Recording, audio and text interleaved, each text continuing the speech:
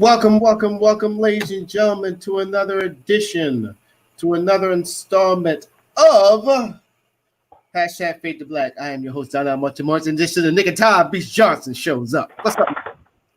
What's good, sir? What's good, sir? I'm always here when I need to be. You know what? We got to have before we even start the show, we got to have a discussion with Mr. O because he be killing me. I'm going to have to put this on blast, y'all. We love Mr. O. But he be killing me.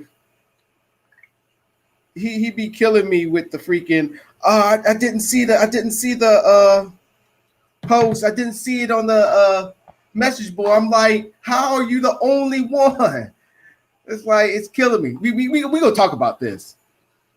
We are going to talk about this. I can see it, but I cannot join. What do you mean you can't see? You can't join. I just sent you the link. I just forwarded it to you. We gonna talk about this. I'm supposed to have a serious show, and now I'm having to get serious on this. Good grief, Mr. But how was your day, Beast Johnson? Man, hustling. Like always. Are you reading me? Surviving and surviving. Yeah, hold up. Let me. Technically, yes, we reading you right now. Yeah, I don't get it. Mr. O, he in the military, he's as we call, he's one of our special children. First of all, before we even get started,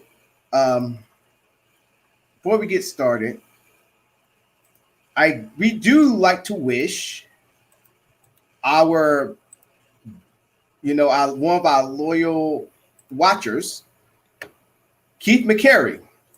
It's actually his birthday. So, McCary, if you watch, if you're watching right now, Keith, if you watching right now, happy birthday. Guess who decided to show up? Mr. O, we're going to talk about this. We are going to talk about this. How in the world are you the only one not seeing our messages? How, Sway? Or maybe no.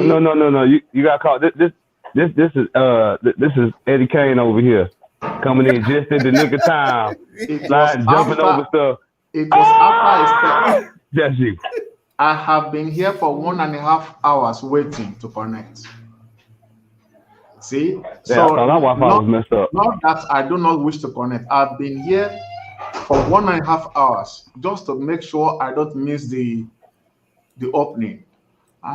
Well, it was after I complained that your message came in. Oh yeah, and also this new function, I get to move y'all over. So if anybody, just to move y'all.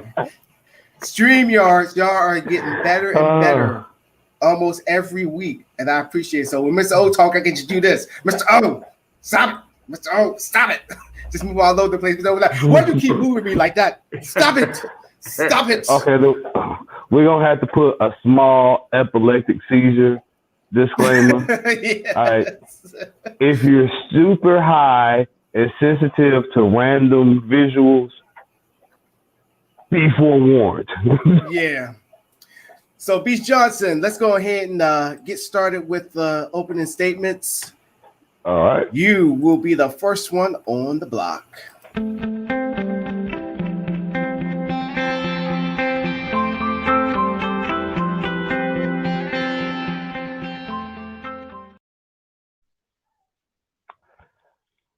First off, happy birthday, Keith. Enjoy your day, Pimpin'. This is a great day for you. It's a great day for all. It's always blessed to hear someone celebrating another year on this earth, especially once you get over 30. But for my opening statement, I'm going to get on my Bruce Lee. Be like water. Remain calm. Ever ready to change, not just your direction, but your position. Remaining open as well as structured. Be like water, especially nowadays. And when I say be like water, I'm referring to the innate urge to punch an ignorant person in the face. Hi, Rachel. But we need to be like water. Remain calm. Only retreating when we sense unease and perpetual aggression. Only returning forth with force once we have achieved the right amount of trajectory and speed to come back on that ass. We must be preemptive. My thoughts go out to the young man that took the initiative to stop that shooter. And there's a statement stating that he had an interaction with the young man moments before he began shooting and was potentially could have been one of the first and chose to flee instead of fight.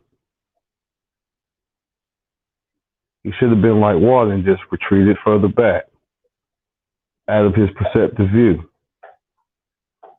Inform who you need to inform and go ahead and set yourself up and those around you to be ever vigilant and fall back. And if you see him reach for something, then you rush his ass like a mighty typhoon. Because he says if he took the initiative to do something, those two people could have lived, which only fueled the reason why he jumped in once he saw that. So shouts out to that man for his bravery.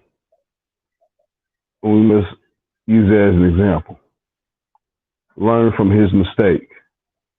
Though honest and simple, it's a mistake that he'll have to take with him.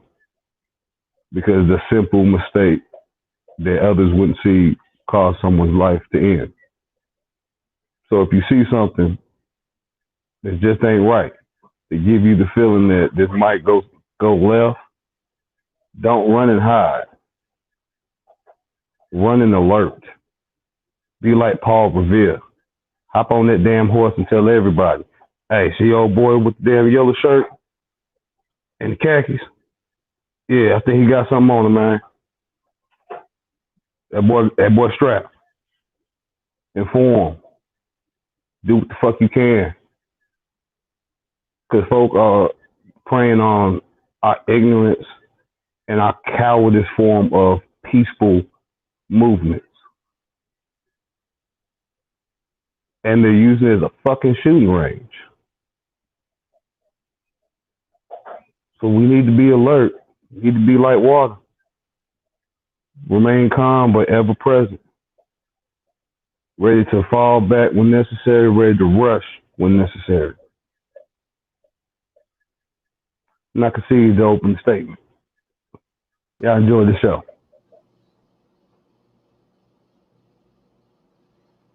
We all know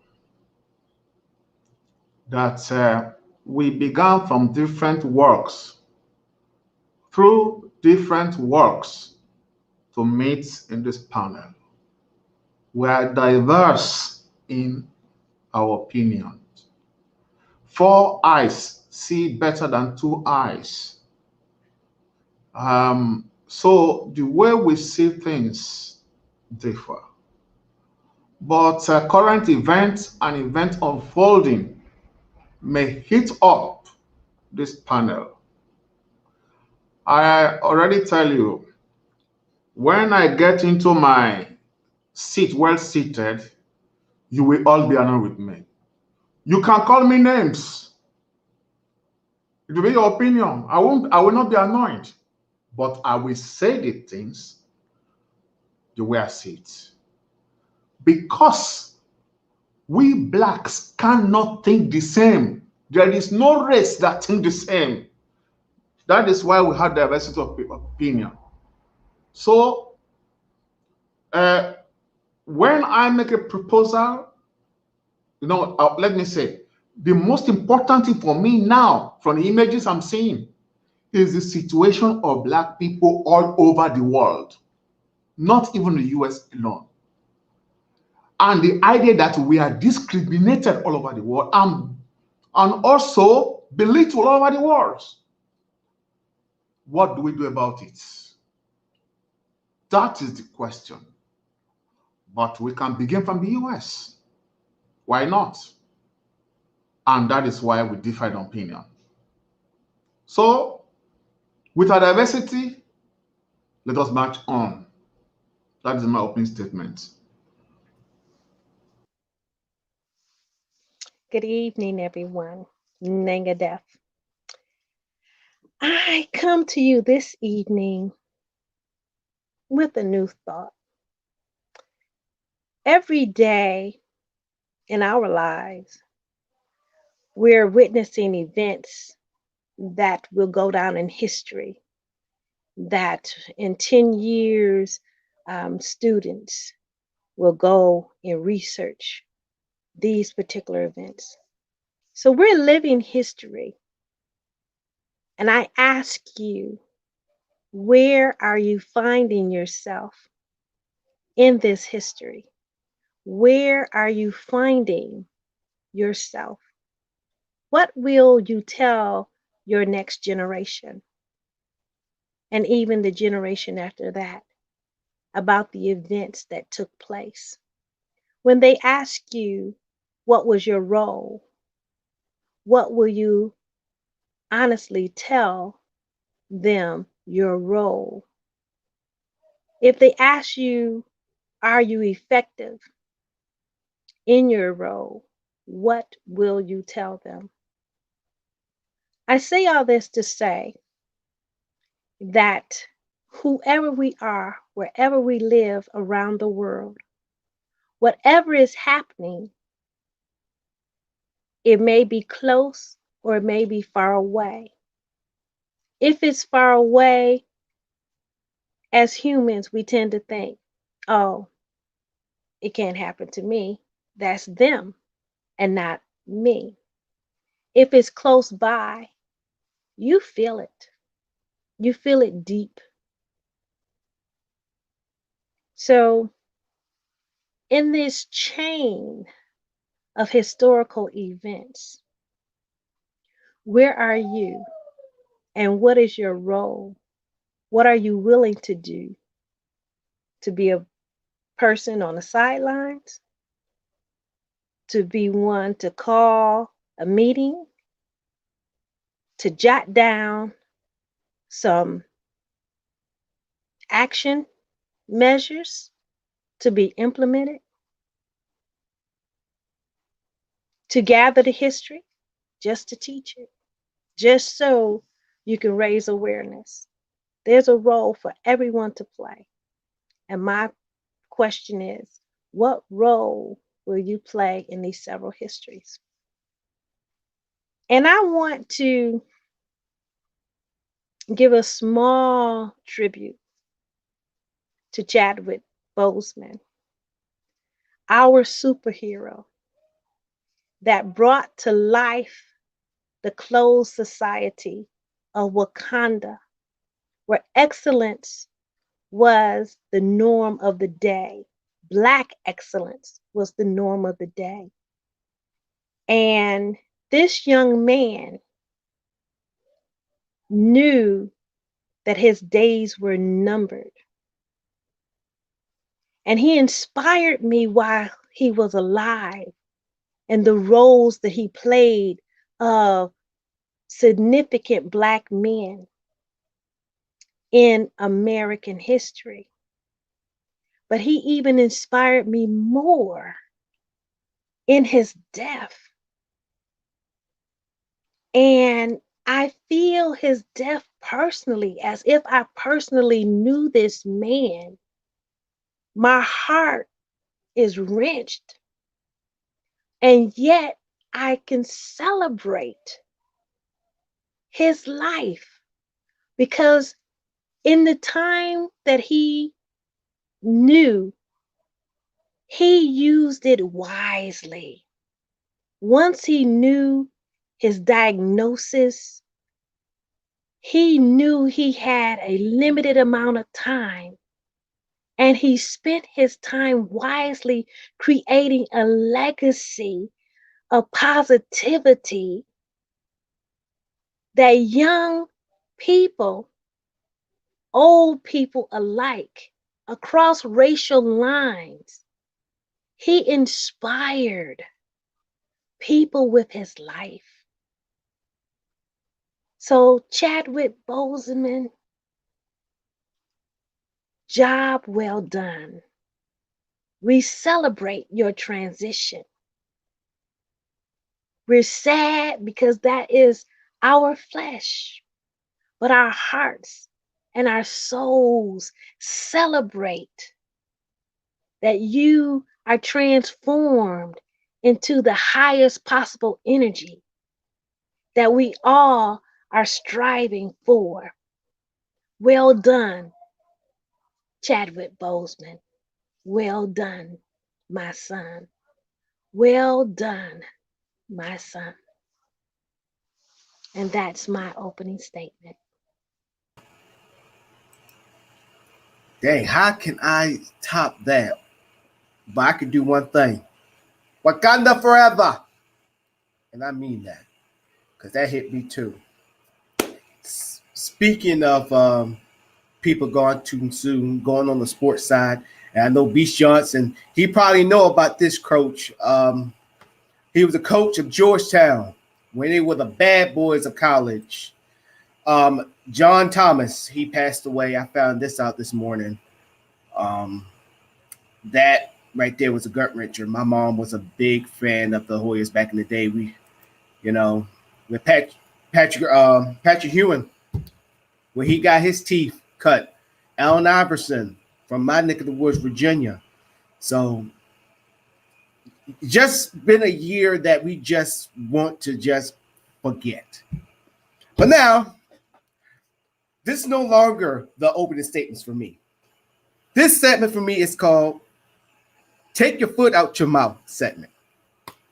So I was hoping that Seepway would have been on the show for this one. Because I was strolling through my Facebook and I actually saw a post from a bell buddy of mine.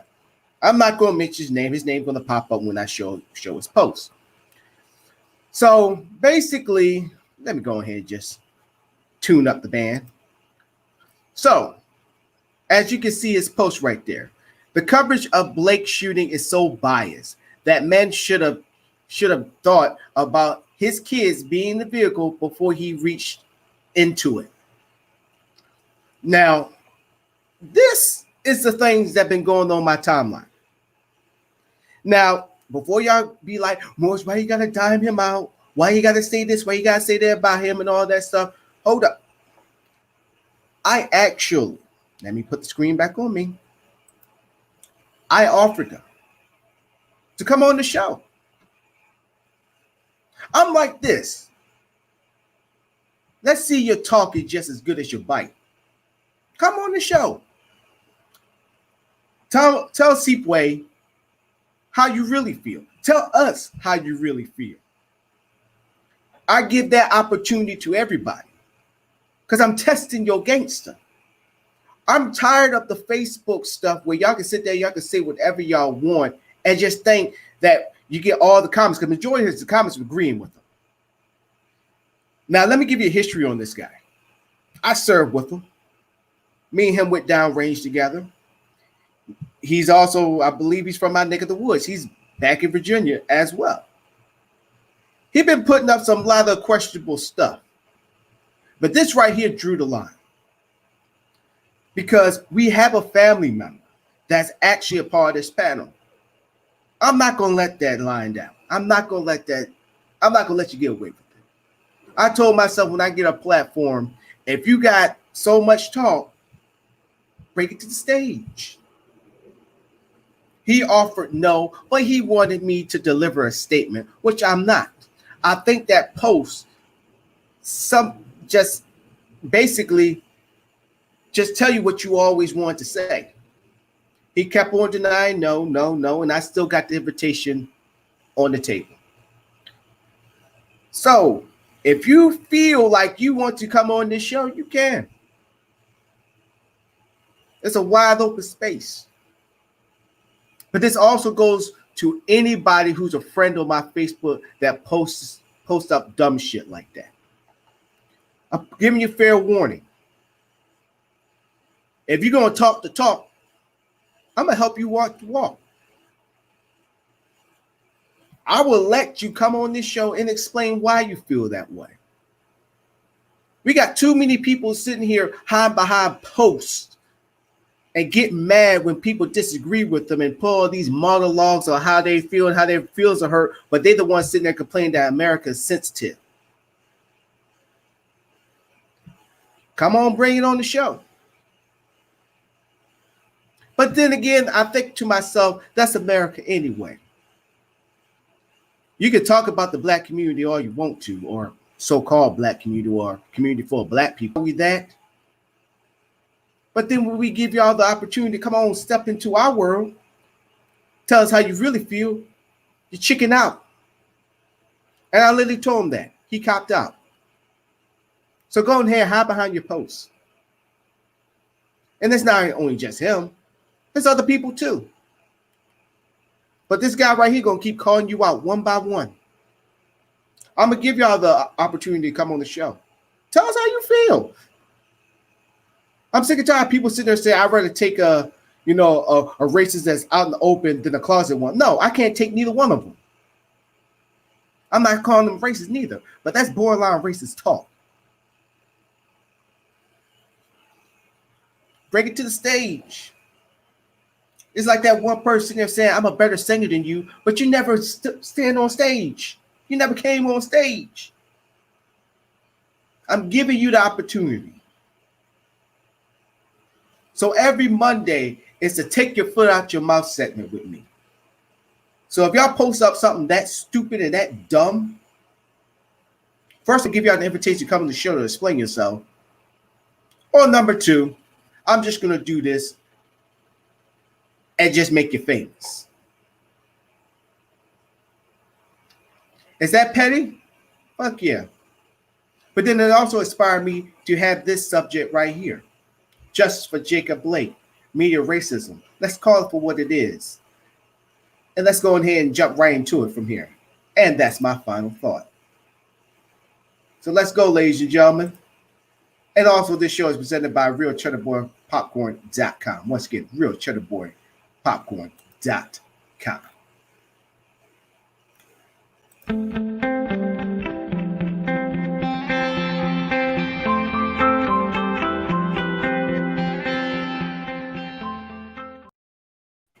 Well. First of all, let me do this real quick.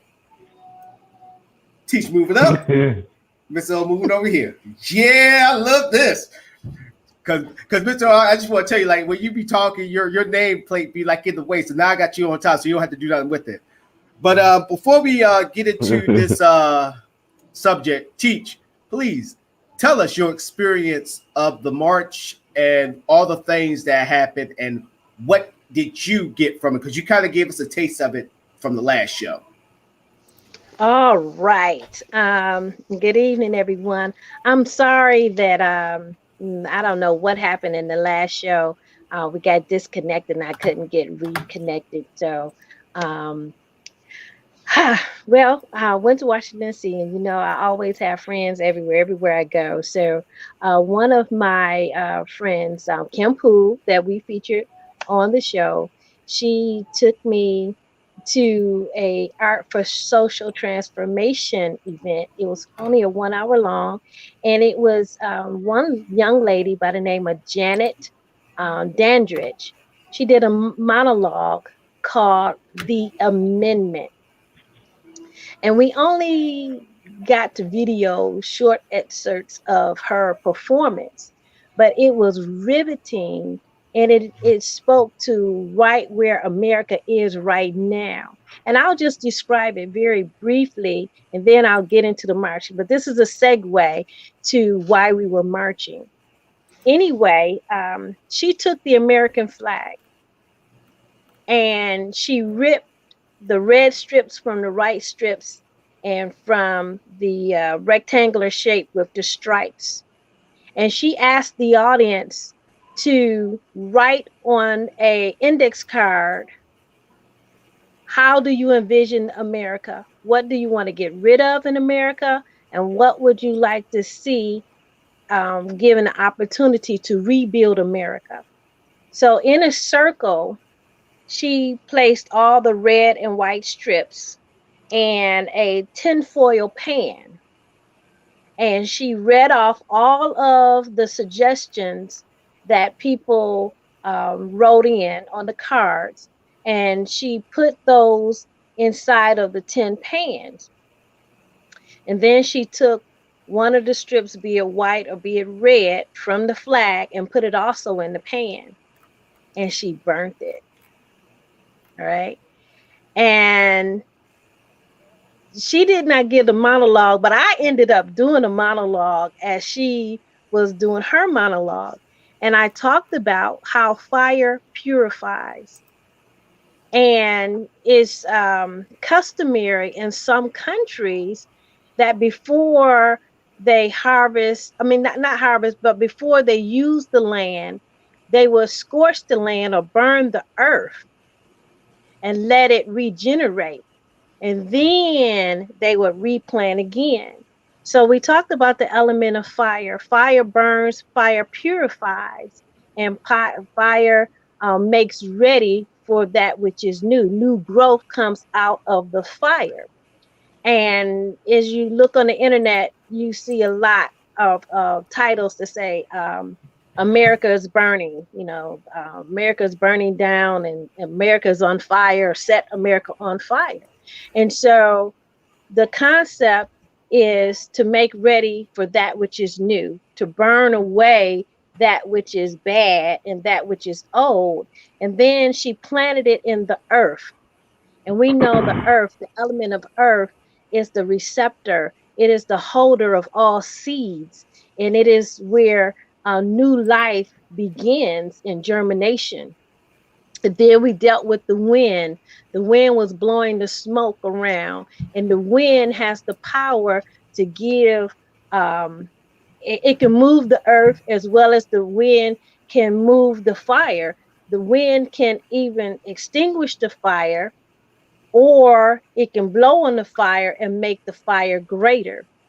Then we use the element of water. She used the water to, one, put out the fire, and then to water the earth. So she used all four elements: earth, wind, fire, water, and air.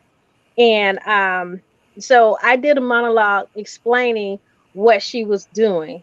This wasn't my act, it was hers, but it worked out wonderfully. So after she'd done all that, then she asked everybody to make a commitment to making a change and to nourish the thoughts of how we want to rebuild America. And so that was a very powerful segue into the march. Now, the march was a commemoration of the 57th anniversary of the Martin Luther King I Have a Dream march in 1953. And it was Al Sharpton that led this march. And the spirit, one of the things that I can say positively was the spirit of the people was hopeful. And when you're in those large crowds, you tend to have a collective spirit. But at the end of the day, I was disappointed. I was disappointed because how many times must we march? Must every generation march for the same thing? Is making me feel that there has been no progress since 1963. That's the year of my birth.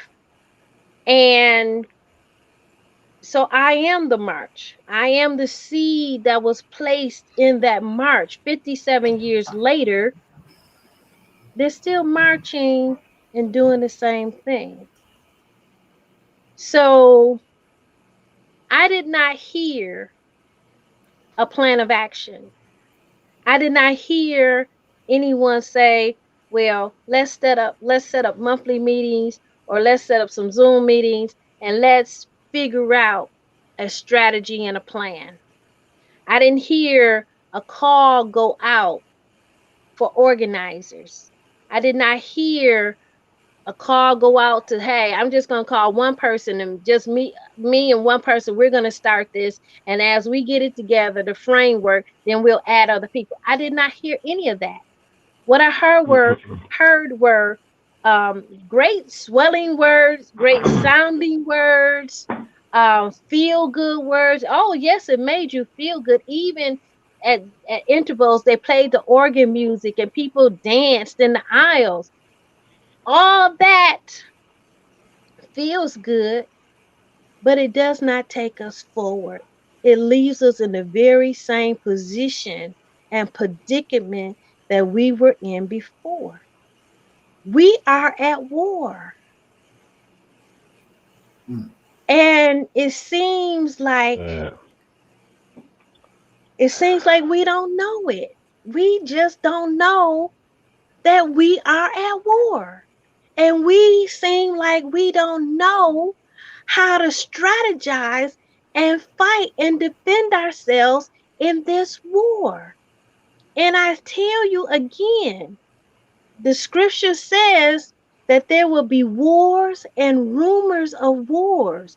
We are in Mm-hmm. the rumor of a war. What is a rumor of a war?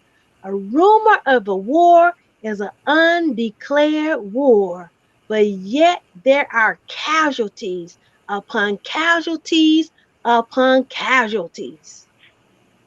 We are at So, war. Teach, I want to ask a question. So, were there mainly a younger crowd more than the older crowd, or was it a mix of the two? Like, was it well balanced? It was, I won't say well balanced, it was a mixture, mostly younger, but I found people that were older than me. They came because in 1963 they didn't go to that one, so it was their way to redeem themselves for the cause, because now they're in their 70s and 80s, and they missed that opportunity, but they wanted to be part of history this time. All right. I have a It, question. You thought as far as like the age demographic, how was that in regards to the presenters and the speakers? Like, was it because you spoke about there was a lot of passionate, swelling words, and I sunk my head because I instantly got the visual of being back at church on Sunday, where the rhetoric was pretty much praise and Well, shout your cares away. So, and I asked her well, what was like the age of those that were speaking. Well, they had a variety of ages, and I believe Dr. Martin Luther King's granddaughter was the youngest speaker. And they had, the young people in their 20s. There was a variety of ages. And you had the young ones that riled people up, the hip hop people. But there's one other element that I really couldn't appreciate, but it's always present. They had at least, I would say, at least three speakers concerning the LB, Yeah. that community.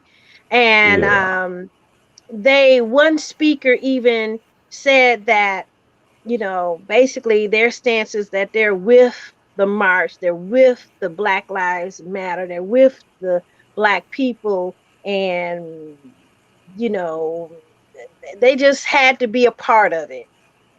They just had to be a part of it. So they had, like I said, I know two, but I believe it was three speakers that I actually heard that advocated for that. And for me, it's always they have always piggybacked off of the civil rights movement. I mean, many groups have, not just them. So I don't want to single them out or get anybody offended. But it's, to me, it's almost like the Black Lives Matter Blue Lives Matter, All Lives Matter thing. I think that when you have a cause, you raise awareness. We have a cause, so we're raising that awareness. So what cause are we piggybacking off of? Think about it. In the history of the African Americans, what cause have we been able to piggyback off of? None. We have fought our own cause. We have made our own way. Even going back to slavery and the abolitionist movement with Frederick Douglass and Elizabeth Cady Stanton.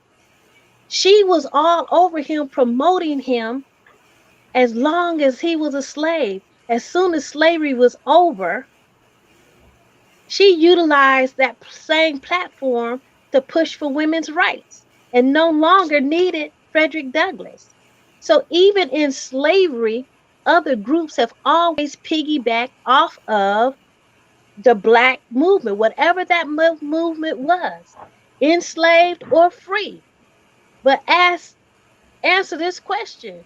What other group have we as African Americans have been able to attach ourselves to ride to victory?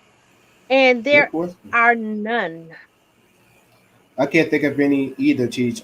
Mr. O, you got anything? Yes. As for, I was thinking the same thing some days ago about fire. The King Solomon explained how gold is tried in fire. Of course, the fire had started in America. It will burn, just as you said. Yes, you will burn America down, and then the survivor will build a new America. I hope when they build a new America, after all their sacrifice, any other person that wants to go into America must pass through a test of fire. That means must pay his taxes before you settle him. As for the attitude of the people and the speeches, that is the reality. That is our people. That is the army we have. So we have a lot of work to do. We have to respect each one. We cannot impose our own project on anyone. We work with those who individually agree with us, but that is the reality. That is reality. There are two realities. One is what you saw. Those are our people. And the fire, you said, the fire has already started. Well, I won't say the fire has already started. The fire has been going for for so damn long. It's America's mirror. This been going through my head all day. This is America's mirror. Mm-hmm. We have not, I won't say we. There are those not only just in power, but the dominant society are saying, nothing ain't going on, nothing's wrong, everything's okay. It's like telling yourself, hey, I'm in shape, but I'm 400 pounds. And I'm continuing to eat the Slim Jims. I'm continuing to eating freaking fried chicken, even though I love fried. You can't take fried chicken away from me, goddamn it. Ain't happening. But I mean, I'm eating all these unhealthy foods, but I'm still telling myself in the mirror, sitting there saying, I'm in shape. I'm in shape. Or if I'm a boss of my own business and I'm treating my employees like shit, and my freaking job rate is doing the 24-hour turnovers and all that stuff, and I'm wondering why can't I keep my employees? I'm a good boss, but I'm an asshole. To me, that's America. I mean, we have to, it's not even facing facts. Let's throw facts out the window. Let's talk about the truth. The truth is, America is a racist freaking country. Period. Period. There's no human race. We all a human race. Let's throw that shit out the way. Let's throw that moniker out the way, because I think that's been used too much just to forget what is actually going on. To minimize, yes. Yes. To have a minimized effect. We have to stop with this, you know, it's not a race thing. Cops, they have a lot of things that they gotta do and all that stuff. But then again, I'm a freaking soldier. You know that the police get a bigger discount than me as a freaking soldier. You know, they get 50%. They get a 50% discount. They got free memberships to go into a damn gym. That's why we have everything on post for us, where we can't go in the gym. You don't have to pay no membership for family members and all that stuff. But if I decide to go outside, oh damn, I'm going to pay. I'm looking to get a 15% discount. Police officers get a discount almost everywhere. No, free food, no, everywhere. Free food, All free fast coffee, food. free donuts. No, half off. Like you said, I work fast food. All officers automatically get 50% off their meals. Right. So by me saying this, I am not saying anything bad about all cops. It just goes back to what Cheech said a long time ago. I remember this, and this stuck with me. She's like saying, we're not talking about the good cops. We're talking about the bad cops, which leads into this topic of the show about the media freaking bias. Y'all always hear me call out freaking all media spaces, mainly CNN. I actually had to correct another YouTuber, which she actually did. She reached out to me. I don't want to mention her name. I respect what she does. I'm a big fan of her show. But she kept getting the story wrong when she said that, and we talked about it on the last show, where she kept saying that Jacob was paralyzed. I had to write a comment, and I told her, I was like, no, he's not paralyzed. We actually had the uncle on the show to say that he's on a slow road to a full recovery. So I was, what's up, Kevin? First of all, what's up to everybody who's watching the show and that's new who's watching the show. I had to correct her. Honestly, I thought she was going to come back at me and be like, yo, this is my show and ... She actually was respectful. She said that she read it from a prominent source, but she said if she's wrong, she's willing to go correct herself. So that gave me, and I told her, I wrote a message. I said, thank you for the response. I wish I would have told you offline. She's a sister, by the way.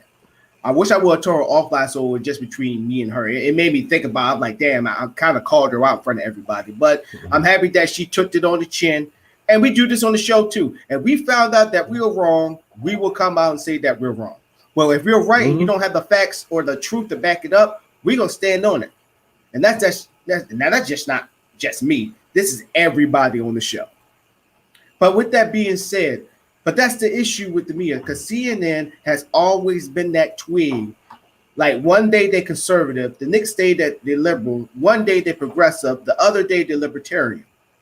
So when this damn killer, this kid, 17-year-old, who comes out of town with an M16 and kills two people, I could give a damn if he got attacked by a freaking skateboard or he had some freaking, they said that he had like a cocktail or something like that thrown at him, Molotov, whatever the fuck it is, thrown at him so he can react and shoot because he was there to defend property. Like, come on. And then CNN just covering this kid just like, it ain't no thing, it's just another random white kid with the M16 going around shooting people. He is a homegrown terrorist. His mother and whoever else live in his household, family, relatives, neighbors, or close associates, they have groomed him to the state that he's at. And I can truly say that's the difference between a white household and a black household. That white household is going to teach all the forms of hatred and prepare that child to be a soldier to kill and defend the legacy of white supremacy. And he is acting out what they call redemption. Okay? He is the son of the KKK. I mean, really, if they peel back and look into his family, uncle, father, grandfather, somebody has ties to some white supremacy group. That's 100%. Okay? Because he has been thoroughly indoctrinated. He has been thoroughly indoctrinated and thoroughly trained. What I have an issue with is the fact that the two individuals, or at least one of the two individuals that were killed, remain nameless and faceless. One has a face, and one has an action behind it, but the other person that was killed, haven't heard that person's name, haven't seen that person's face, haven't gotten anything about that other person. So it's like they're glorifying him in a way, and it's almost a call, listen to this now, for others to rise up and follow in his footsteps. That's what they're doing. Are you talking about the other gunman or the other person that was gunned down? The other gunman. Oh, yeah. The way they're treating him, the way they're treating it in the media is like a signal for others to rise up. A subliminal call to arms. Yeah, exactly. Exactly. And I agree with her because I watched a local, not local, but it was a video of some individuals in a small town, and every white person in that town showed up at the little historical courthouse building or whatever, armed to the T, and they were just walking through like, there's a lot of white people here with guns. It's like, what's going on? And somebody said, well, we heard on the internet, hand to God, we heard on the internet that they was going to burn the stuff down here. And it was like, who said that? Well, we heard it where? On the internet. What? You heard on the internet? They go, They say, that's why we down here now. I'm like, I'm just thinking, thank God I wasn't there, because my slick mouth would have got me shot. Yeah, but see, somebody would have heard that sarcasm than me. But see, here it goes back to that human race. You know, I'm not racist. I don't support Black Lives Matter, but I support Black people. Where are they protecting the Black Lives Matter movement? Where are they when they protest? Where are they when they go to the police stations rather than saying, I don't want to put on the mask, to telling them, hey, stop killing my Black brothers and sisters? I mean, it's like they say, the truth is right in front of you, but you choose not to see it. It's like, it's obvious. It's oblivious. Now, people want to say it's the media's fault for spinning around all that stuff. Yeah, yes. I do hold the CNNs of the world, the Fox Newses of the world, the MSNBCs of the world.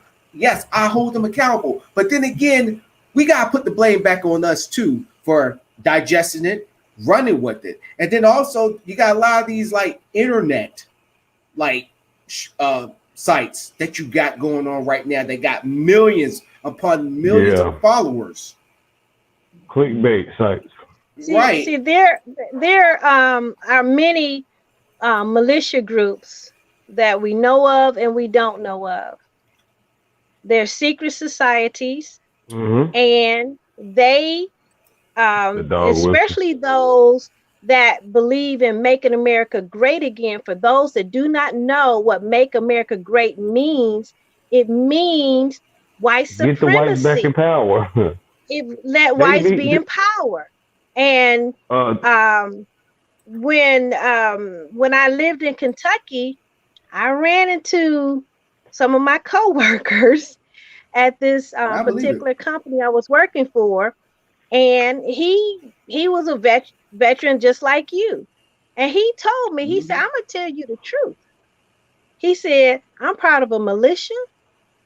And basically, if Trump didn't get into office, they were ready and set to go into war. They were ready to start the next war if Trump did not get into office, because he espouses what they think. And there are groups that not truly even that. believe that we should be back in slavery. And that's where they're trying to go with this. And some people will never believe it.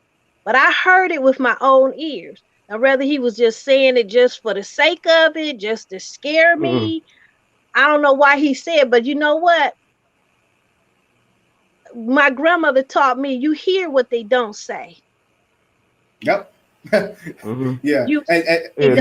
Now I agree with Teach on that. I believe it was the Daily Show did one of those little Q&As and was like, when was America great? And he asked a whole bunch of white people. They had non-white individuals ask white individuals, when was America great? And we're asking along a whole 2 to 3 different demographics, basically from 18 all the way up to 99. And every last one of them primarily said the 50s.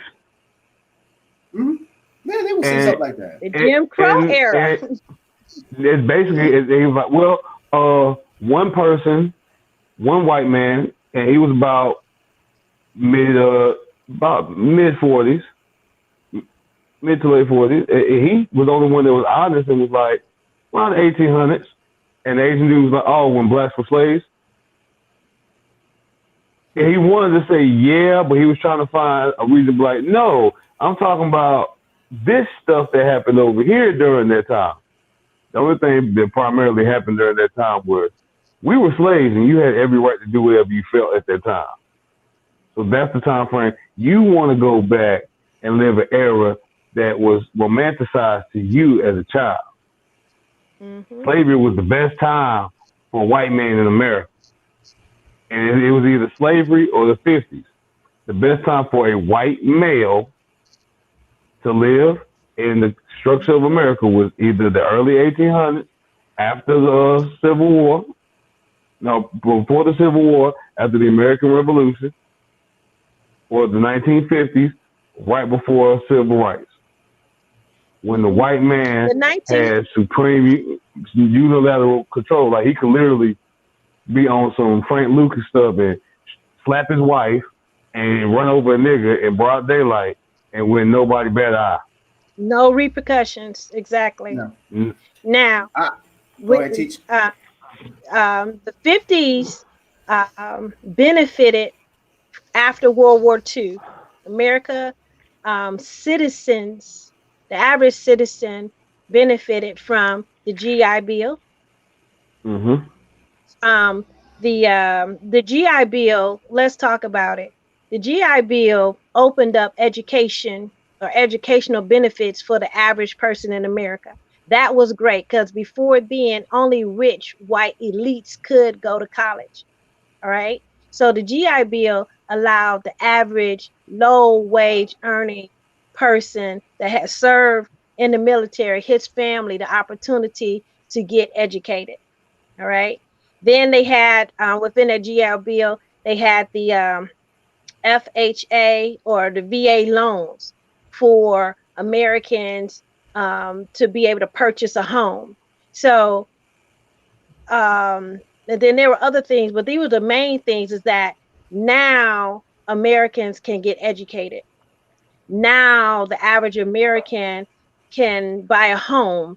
And then they even had a model what the average American should look like. Husband, wife, 2 kids, a dog, a television, and a station wagon. So when you look at the 50s did a lot of propaganda in terms of the documentaries or the television series, where they showed the perfect life in America. Leave it to Beaver.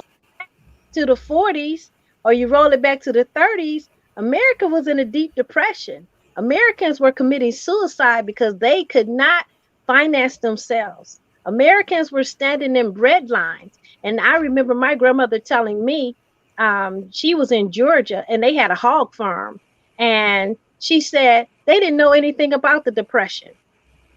And I said, well, how could you not know about the Depression, grandmother? Since, you know, they talk about it in history.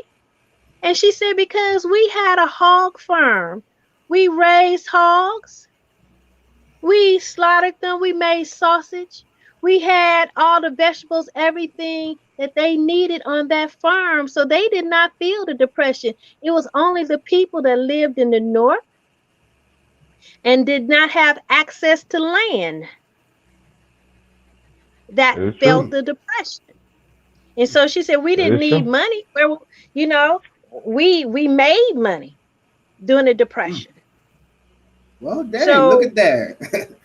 So you know, situationally, they had their own farm, but then you look at the sharecroppers that were on the farm. They did better off than the people in the North that were living in tenement housing, living you know, away from the land. Those were the people that suffered. And if you look into the Great Depression and the suicide rate, these people were committing suicide because they couldn't pay their mortgages, because now they're homeless. They don't have a way to get any get food. So the pride of America sank during that period of time. And I'll tell you also that when the United States decided to go into World War II, it was a strategic move into the war. They positioned themselves to be the victors. They positioned themselves. They did. The war itself, they shut down all of the automobile factories and turned them into war factories, making warheads, making airplanes, tanks, and so forth and so on. So for the first time in America's history, because the men went out the war, now they employed women. So now women are earning the wage in the household, double wage, because the man sending them money back home from the war. So now you have two income households that started in the 50s. Well, started in the 40s because of the war. So historically, that was a great time because the average household had more money in it. So those are the great social things. But then what went behind that is the plight of the African American. The African American at that time, they had their own businesses. You all have heard about the Green Book. The Green Book was a list of hotels or houses or families actually that would take travelers in because we were barred from going to local hotels. The Green Book also had a list of restaurants where you can go and be served either through the back door, but definitely you could not go in and sit down and eat. But they also had like Big Mama's house. You can go to Big Mama's house and get a good meal. And this is how we had to travel in the United States because we could not just go anywhere. We had to know on our destination where we could stop to get gas, where we could stop to eat, where we could stop to rest. We had to know that. And this is when Blacks had their own businesses. And this is when we did well. Prior to the desegregation, that's when things started going south for African Americans. Because that's when they would start selling their businesses off to like white landowners, white business owners, and all that stuff. But Mr. Rowe, go ahead, drag you up into this conversation. You sit over there too relaxed. What's your thoughts? No, just briefly. I want us not to move away from the current affairs. What has gone in history could be remembered. You see, the media has moved from being a source of information to the source of formation. they form. Exactly. Yeah. I like that. I like Yeah. Um, many images have come both about George Floyd and Jacob Blake.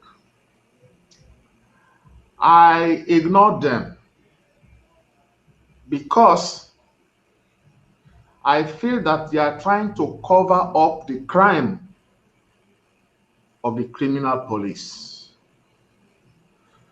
Today, just not long ago, one came about George Floyd. First, they show him in the handcuff trying to get into the police van, and later on, they show him struggling. So I see that the media is manipulating images. That is why the criminal police is set free. They have started doing the same thing with Jacob. So my opinion is that we let the world know that the police is not a judge who can condemn. The police are trained to handle all types of people they want to arrest under any circumstances without going through cruelty. And no matter what they can say the two may have committed, there is nothing justifying what the police did to two of them. So first of all, let us work on these two police, have them behind bars, condemned for violating human rights and human dignity before we begin to look at what the victims may have done. They are using images because with this now, we have forgotten the two criminal police and we are engaged with riots, we are engaged with fire, and then tomorrow they will invent a new one and we forget the errors, the crimes committed. Let us not lose focus.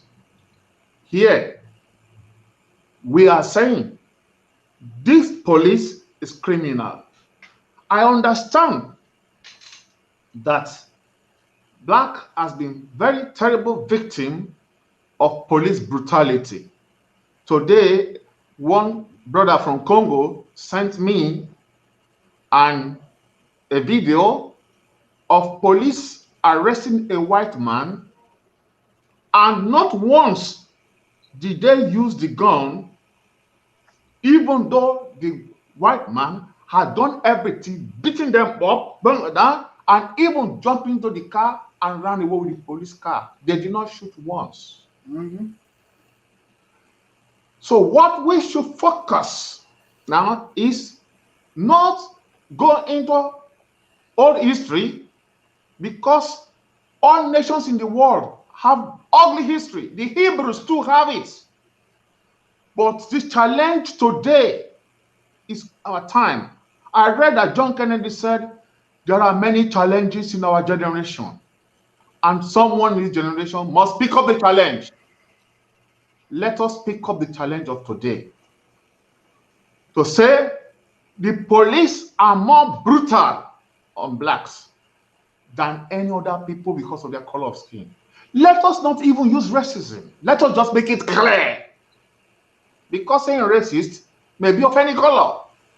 Let us make it clear. The police are more brutal and cruel.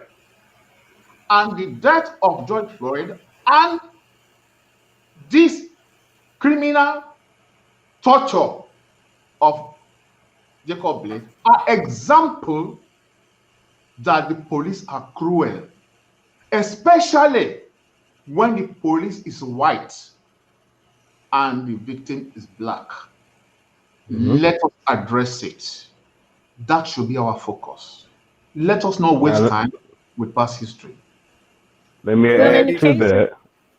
I George add to Floyd, his focus. Along with George Floyd, we must keep focused, but we must also have resolve. You can Yes, focus on something and lose focus of your actual point. So we Yes. must focus on the police brutality, but we must be resolved to come together. We must be resolved to ignore the propaganda and the subliminal. We must be resolved that when put into those situations, if you feel that energy, you have to do what you need to do to protect yourself. If you do not want to be a martyr and be the next talking point, and Lord forbid you are put to that situation, you do everything in your power to peacefully move from the situation. And if the hand is forced, be ready to defend yourself and be resolved in defending yourself.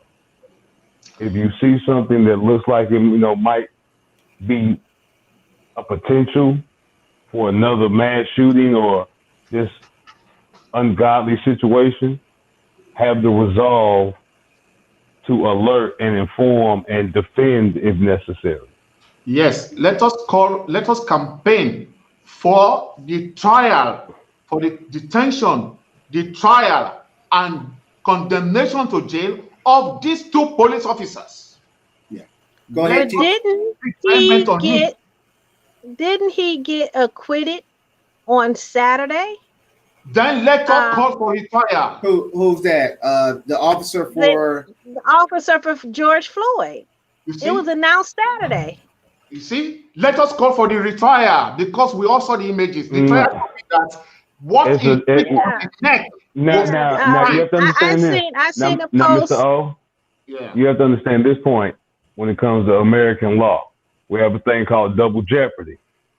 Once you have been accused and formally gone through the criminal system and deemed not guilty, they have to. There's no feasible way that they can go back and retry you for the same charge. No, So now he's been acquitted. The most legally, the only thing that they can do is have, from a legal standpoint, it has to involve money. Now, what you are promoting right now has to come in form of protest. We must be vigilant and actually affect this man's personal life. We must do a cancel culture on this man moving forward, because the law has not helped us in this sense. According to Teach, he has been acquitted, so the law is out of question. There's no point in going back over that. So you had either go for his money or you go for his social well-being, and you make him a pariah. Those are your only two options at this point. You cannot go back to the law once the law has been seen as corrupt and inept. You must move forward with other endeavors. Because that'd be double jeopardy. Then this law. Exactly. That's why I brought it up. That's why I brought it up first. Okay. Legally speaking, there's nothing you can do. Would you fact check So that there's no for point me? in saying. Yeah, I'm looking for it right now. Yeah, this law Okay, does not thank give our people. Then we should move for the law to be changed.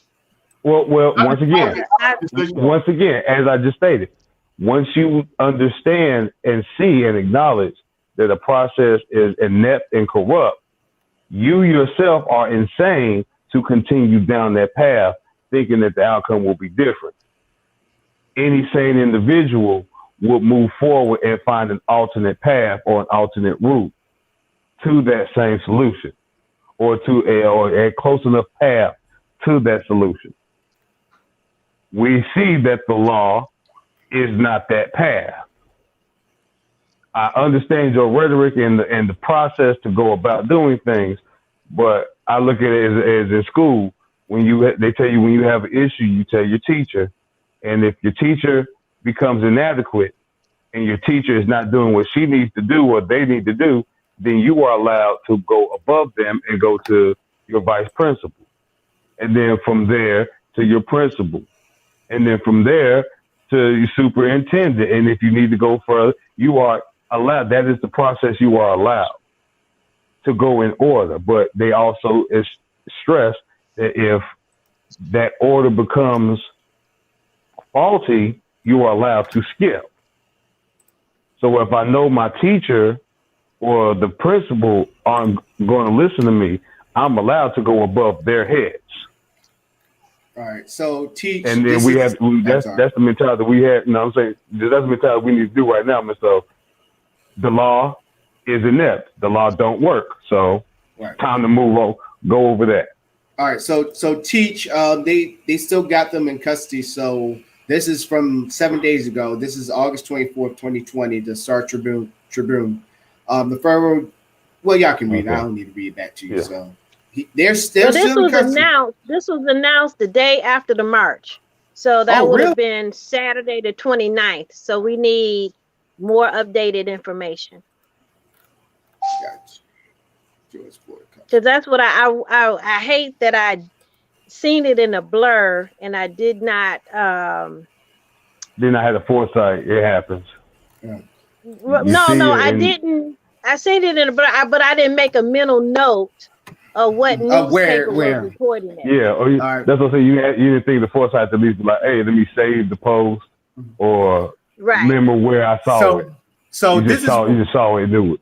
So this is where our viewers, we love y'all to death, to go find that story. If you're not able to find it on this show, help us verify. Follow the show. So I keep forgetting to advertise to follow the show.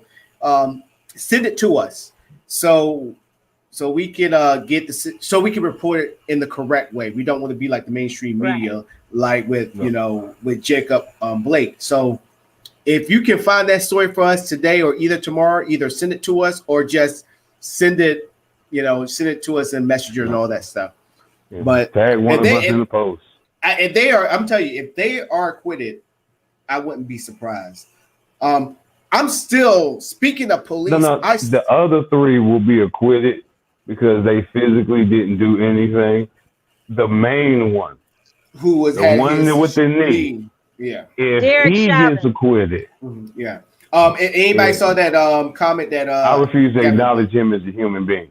Yeah, if you do something that revile, I refuse to acknowledge you as a human being. Yeah. I don't care how anyone feels. You are lesser than cockroaches because cockroaches are the most despised creatures on this earth. Right.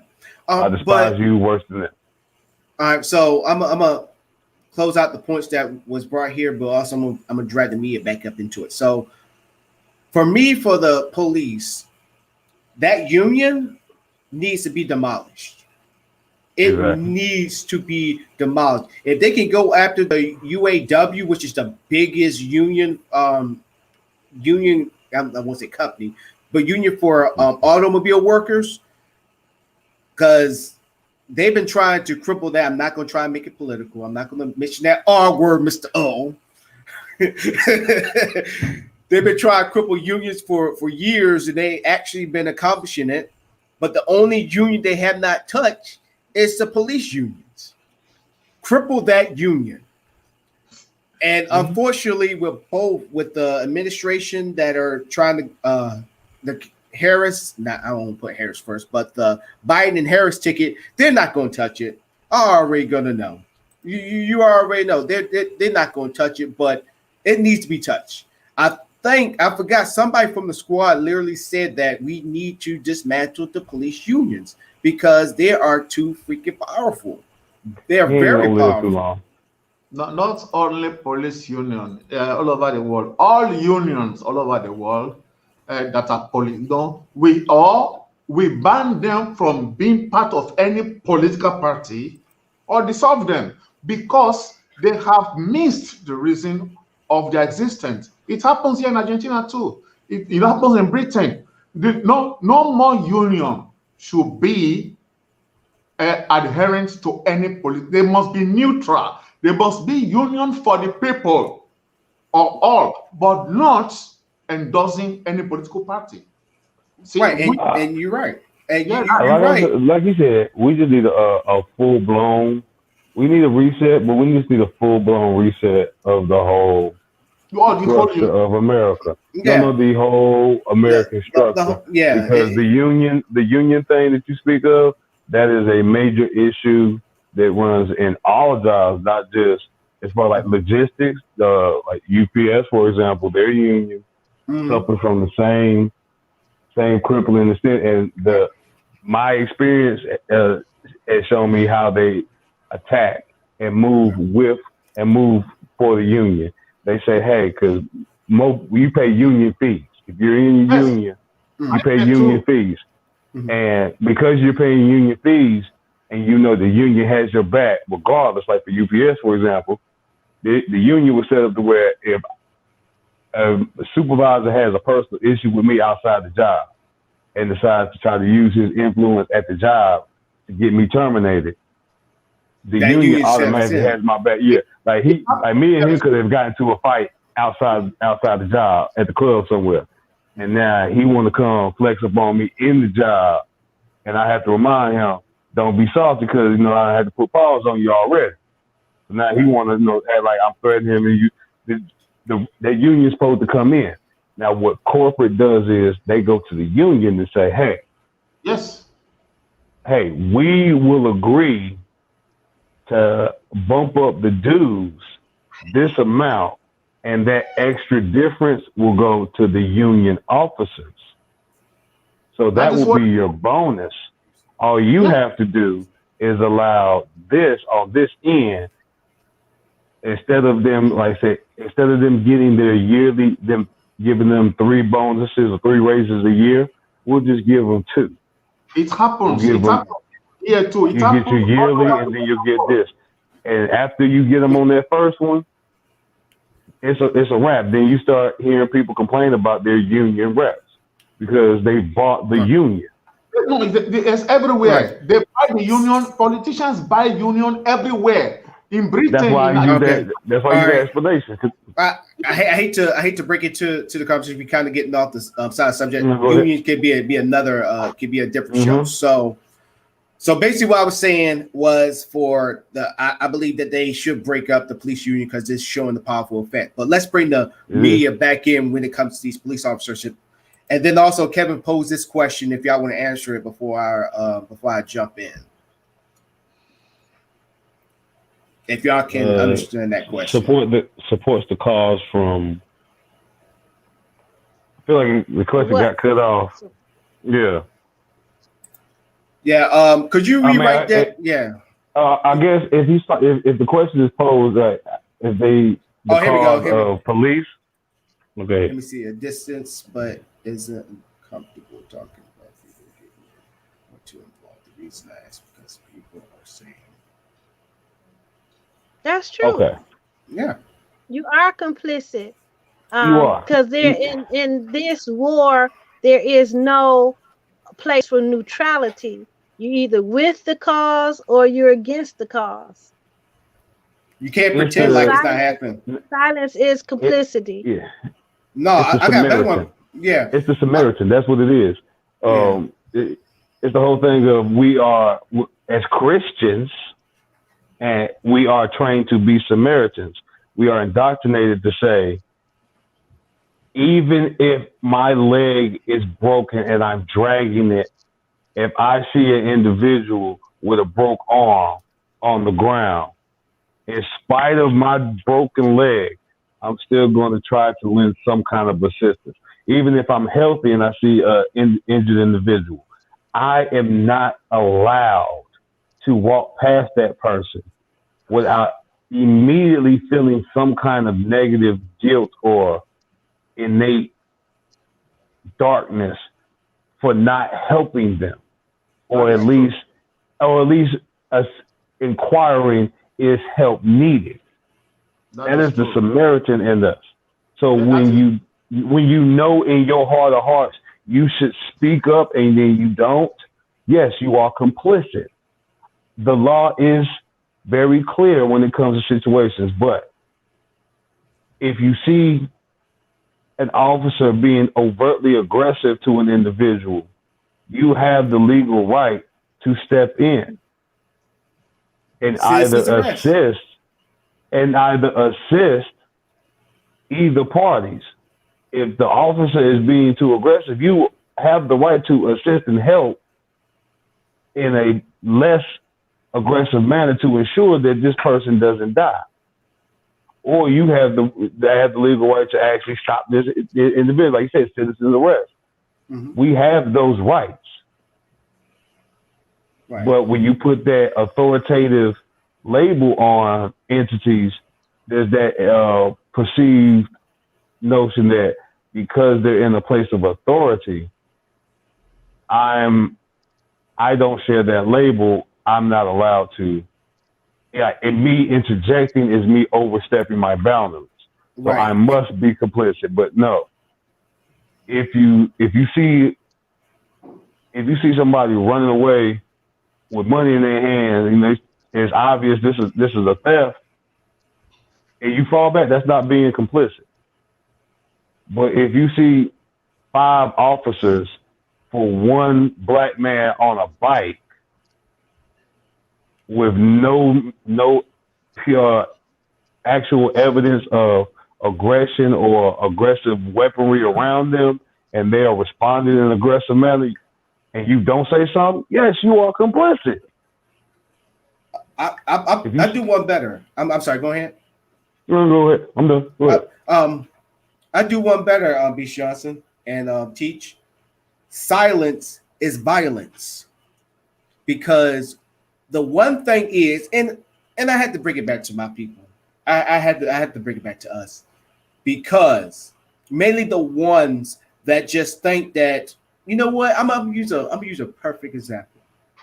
That one Kentucky lieutenant governor who can't who can't put those police officers, what they did to Breonna Taylor, put them on trial and put them in jail because that was murder, who had time to go to that RNC and make a freaking speech. Them types. You are complicit, sir. Who just think that, oh, it's not happening to me. I don't need to worry about it. You know, I got this nice house on the hill. I got a good paying job. I got a beautiful wife. I'm straight. Oh, well, I ask this. So people that have that mentality, think about it like we are in the wild, and blacks are the water buffalo or the wildebeest, and whites or people that say that, y'all might be the gazelles or the antelopes or something else that's up under us. I ask you this: when you say at least it's not me, who you think they're gonna mess with when all of us are gone? When they got rid of the buffalo, who was after them? Mm-hmm. Everybody else will say, shit, glad I ain't a buffalo right now. They fucking them up. Hey, man, where the buffalo at? You ain't here? They killed the last one last Tuesday. Nick's on the food chain. I mean, exactly. It's I'm telling you. And then let's say that lieutenant governor finally, as they would call it, excuse my language to anybody that's watching, when they get that nigga wake up call, now all of a sudden, oh, it's racism. It's racist. Definitely people like him will sit there and say, oh my gosh, the left being racist. But you said to yourself that you don't believe in racism. Those types. I don't want to hear it. Don't try to come on this side and be like, you know, I'm cool. And the person that's famous for doing that is Stephen A. Smith, and that's on the sports side. Like, he kept on talking bad things about Colin Kaepernick, sitting there saying that he's a martyr. He's trying to be a martyr. He don't want to play, all this stuff, and saying that Kyrie Irving, who literally told the players, he said, y'all should not go and y'all should not play. There's an injustice going on in this country, and we need to stand up. We need to do something. He opted out of the season. But now all of a sudden, Stephen A. Smith, he's sitting there saying that Kyrie Irving was an idiot, but he's praising LeBron James and all of them for boycotting games. And it's just like, can I get my black card back? Like, no, like I said with him, I have I told Mr. O, he's a contrarian. Go ahead, teach. I have a question. Do you think it's odd, or what do you think of the fact that Herman Cain passed this year and no one mentioned his name at the Republican National Convention? Or rest in peace. That doesn't surprise me at all. And what about he was the token. Candace Owens? Token. Not even asked to speak. Her name Miss- not mentioned either. I have to give this to Mr. O. Mr. O, he enjoyed the RNC. He enjoyed it. To answer, Mr. O, you know I'm gonna pull you in. Look, to answer those two, they were powers needed for a level. That level is over. We don't need them no more. Candace Owen is busy with her marriage, so she has her job, I know, and she's doing her job. So I am not surprised. You people are always talking about the Republicans. What about the Democrats? Are they saints? Democrats, No. what have they done? Listen to me. What black? Okay, what Democrats the have question done? he's asking. Wait a Hold minute, on, I let me didn't hear clarify what you Yeah, said yeah, about hold on, Herman hold on. Cain. These Yeah. people I didn't are hear. these people are doing I business. didn't hear what you said about Herman Cain. Not Mark, I'm talking about Owens. You know, Yeah, I'm what do you talking say about about Herman Kane? Cain. I don't know about McCain. I don't know her. But I know of Candace Owens. No, Yes. Herman No, Cain. Herman You don't know Cain. who Herman Cain was? We Well, have I can't remember who Come he, on, I can't But- remember but- please. no. Okay, Remember, the we question did that show. was the question that was posed. The question that was posed is that Herman Cain, a well-known black Republican, And the And one that you are died. very- yeah, Yeah, I get ready to say. him Yeah. as well as Candace Owens, The like president- we've seen them, we've heard their names yes, on that yes. Republican side up until Yeah. this moment, Oh, they didn't mention and now now that he's dead, but she's still here. Neither one of their names or presence were brought up. Like, how do you feel about that as a Republican supporter? Yes, I can't tell you why. But nevertheless, blacks who were blessed by I'm not asking why. I'm just saying, like, how do you feel about it? Like, do you find it odd? No, it didn't bother me too much because no. Herman Cain. I did not. was not- The billionaire. I know. He was Herman- a candidate for the presidency. Yes, that I know. He was the chairman of NRC too. Yes. Oh well. Right. He was the So- chairman. He Yeah. wasn't just any old Republican. don't- He was the Don't you think chairman. at the convention? Don't you think at the convention that's worthy of a in 1 memorial? minute pause. Well, there were A No, 1 minute minute silence. pause. Something. but even there were blacks in the organization. Why did they not mention? Yes, Yeah, but he died. That's the point we asking. All the none of the black Republicans said anything. None of the white Republicans said anything. There was no video montage. So apparently, from last year's Republican convention to this year, he was the only Republican to actually die. And if that's the case, There are men. you see, there are so because There are Democrats. we're not talking about don't put Democrats right now. We're Don't put talking You're about trying to we're talk- shuffle around. no. Oh, we are talking about the simple. We are talking about this is a man who in life bled for this organization, Yes. died for this organization, and for this organization, not even a full year after his death to not even speak on it. Like He I said, just not even do a died. quick.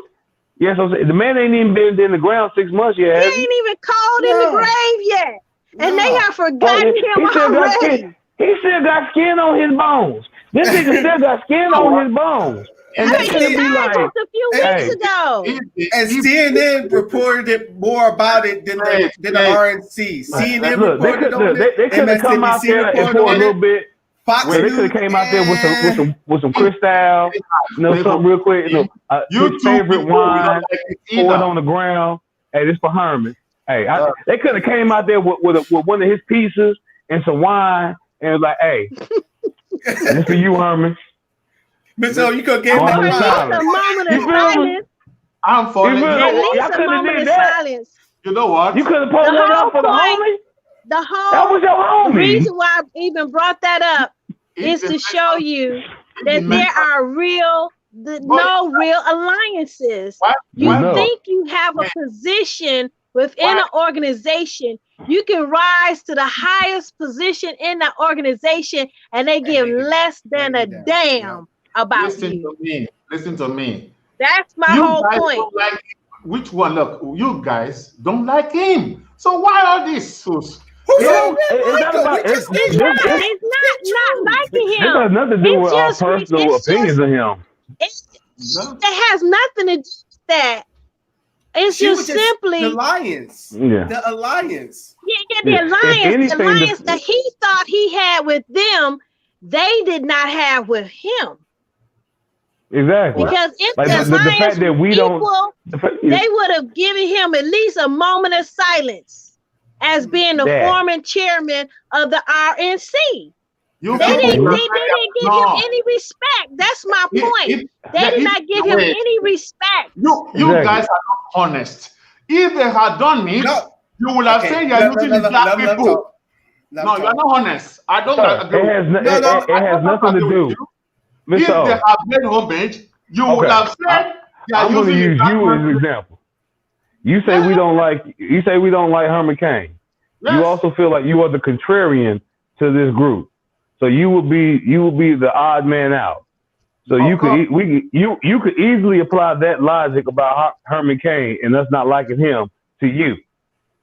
So if God were to take you home tomorrow, you would expect us to do the same thing as the Republican National Convention and just keep it moving, No. or would you expect us to at least start off the God is the following joint in memory of Mr. O? God is the one that Yeah. judges. Exactly. Well, you can do what We you would want. give you Regardless of how we respect. feel. Yeah, We regardless of would how we give you feel. total respect, Mr. Professor O. That's Just the point like we're with, saying. Total Like, respect. Just like with Because Sleepaway. we consider you one of us. So we Right. would give you total respect despite the fact that we don't agree on a lot of things. Mhm. But we would Right. give you 100% respect. It's Like a family when thing. It's a family mindset. You got that cousin you don't like. You got that auntie that work your nerves. You got that sibling that you really want to kill, but let But you gotta somebody show else jump on them, respect, or let something bad happen to them. You one of the But- first ones up there defending them and helping them. But going back to you said when you were about to talk about the Democrats at the DNC. What I saw, they didn't pay no respects to what's his face that passed away. What's his John name? Lewis. Yeah, John they Lewis. did. No, see, they didn't pay no respects to him.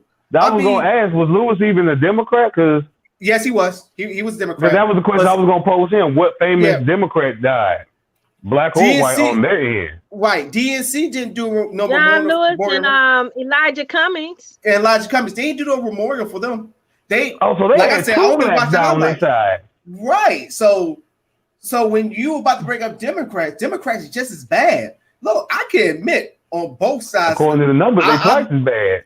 Right. So I'm not gonna sit here and just gonna be like, let's go ahead and bash Republicans. I have been bashing Democrats just as much because right now the support for either side, because apparently there's a vote out saying that the current administration got some black votes, some more than the Biden and Harris campaign right now, which I can see that because look at the history of both of them. But at the same time, I do be criticizing just as much Look, on the Democrats as I did the Republicans. look, Trump gave niggas money. Of course they was gonna vote for him again, wait. just in the hope that they might get another 1,200. Right. Using Go ahead, Michelle. They are using us, both sides. Duh. Thank you, Mr. Ho. Oh, why I welcome say- home.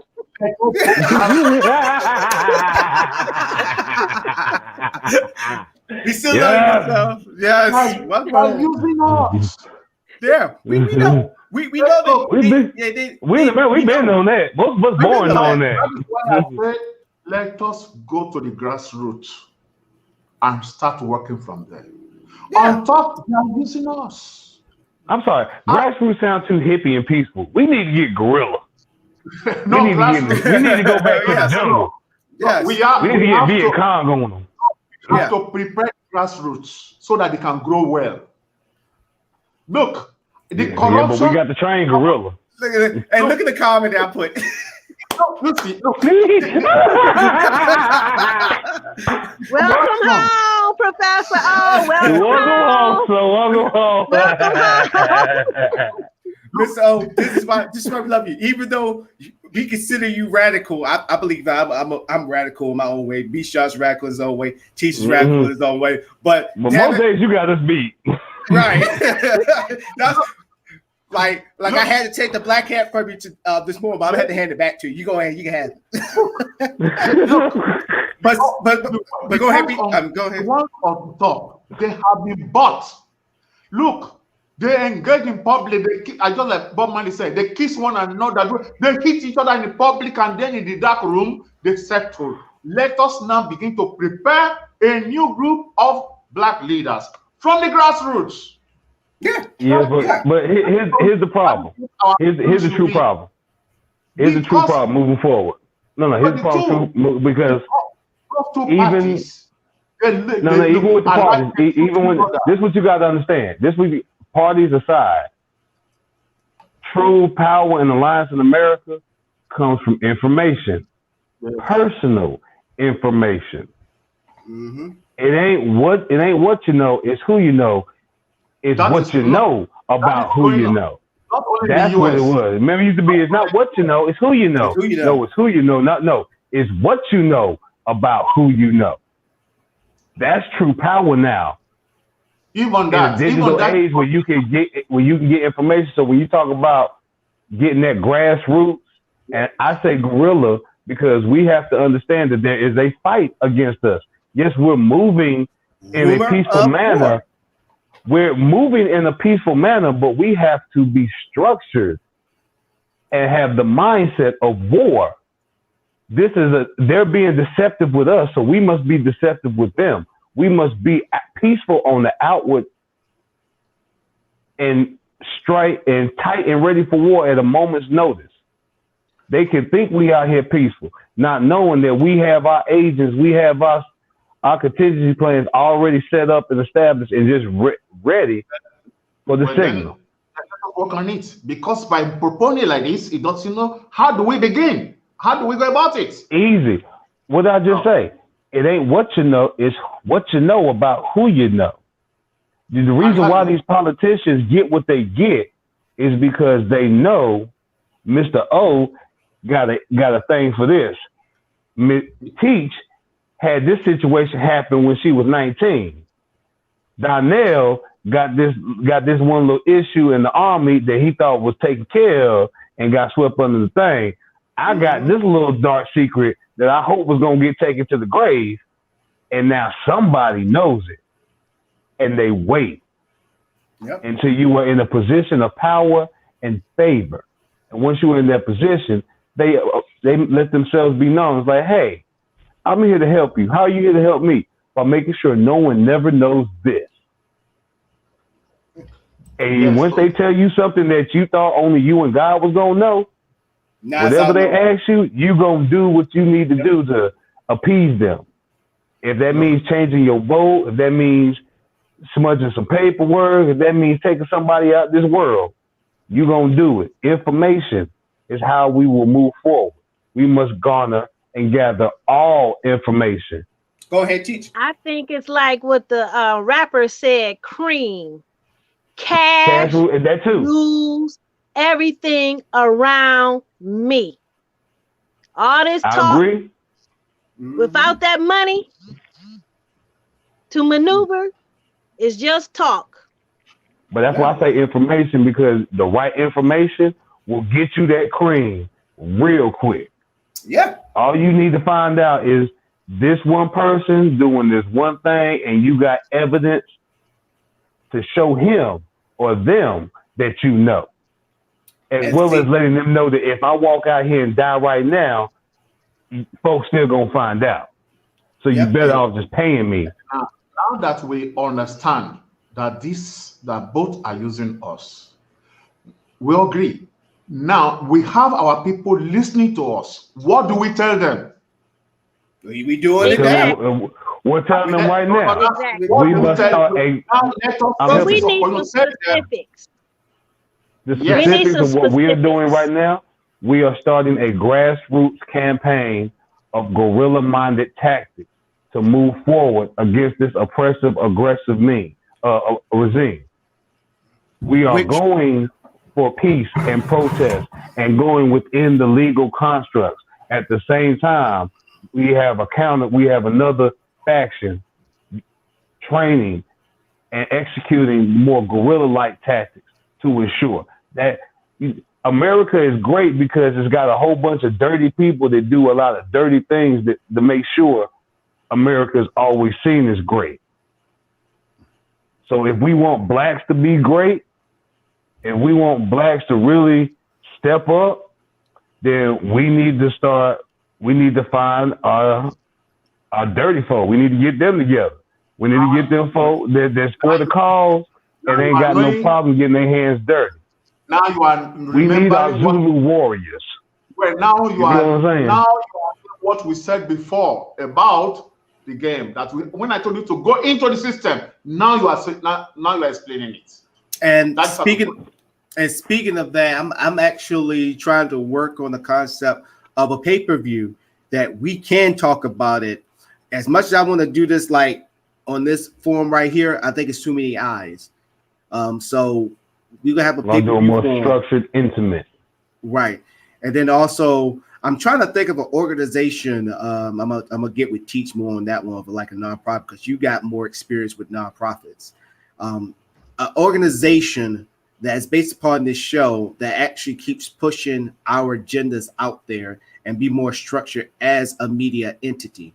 But going back to the subject of this going back to the premise of this show on the media, one thing we all can agree that the media for not even years, but since the television and the first news broadcast, they always painted us as thugs, painted us as jigaboos. Hollywood did a lot of damage to us. Yes. We were portrayed in the opposite, so that everything that we were portrayed as the bad, so that the things that they did could be seen as good. They needed that counterbalance. Hollywood portrayed the black man in a very negative way. Right. And as much as I want to just criticize, Fox News, CNN is just as bad. MSNBC just as bad. They're horrible. All of them are horrible. All powerful. And it's beyond. I know I put in the description saying, why do they teeter the fence? They don't teeter the fence. Some of them are blatantly obvious on what they feel and how they feel about us. They are journalistic mercenaries. I call them journalistic mercenaries. They pay them for what they say. They are not free. They are all in bondage. Yeah. We have to remember something too, though. Like anything as an American, everything can be monetized. Everything can be a service or a viable commodity or a marketable good. So anything you see on TV, exactly. So everything on TV, the whole concept and session of TV is to entertain. It was never to inform. It was always first and foremost to entertain. But I do. Now can we throw some information in there? But first rule has always been entertain. So how can you inform in an entertaining manner? And how can you keep people informed? And then it becomes, when you start informing in an entertaining manner, then you start questioning, well, what information are you actually informing them of? Because certain information is not as entertaining as others. So if your whole purpose is to entertain before inform, you're automatically going to structure and cultivate certain topics and certain subject matter that's more in the lines of entertainment, because that's the whole purpose.